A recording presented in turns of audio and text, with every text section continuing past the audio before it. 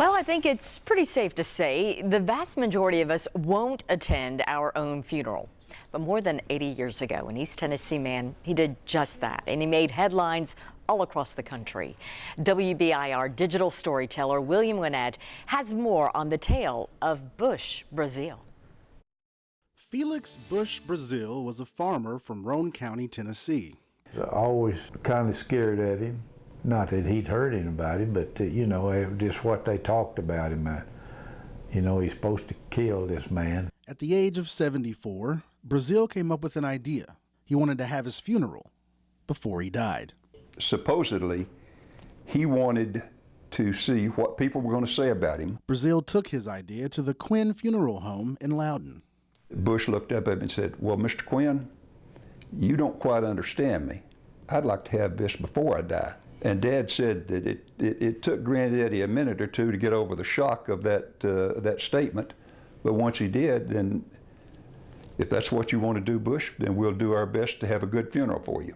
Before long, news of the man who wanted to have a living funeral hit the news wires, and for a brief time, all eyes were on Roane County, where the funeral was set to take place. And they came down to Dogwood and interviewed Uncle Bush. May the 1st, they issued an article saying a man is going to have his funeral before he died. Once they did that, it went on AP wire service. The story appeared in the San Francisco, the Dallas, the Atlanta, the New York, the Philadelphia, papers from all around the country. On June 26, 1938, 8,000 people from across 4 different states came to view what the Knoxville Journal described as a live corpse. I remember the crowd was so big, you know. A country boy wasn't used to all that crowd. Arriving in a hearse, Breazeale took a seat before his homemade casket and listened to what he called the finest funeral I ever heard. After the funeral, Uncle Bush became kind of a local celebrity, and he appeared at store openings and at fairs and different things around. He also was invited to New York by Robert Ripley to be on Ripley's Believe It or Not show. Felix Bush Breazeale died for real on February 9, 1943. The turnout for this funeral was far less than the one 5 years prior.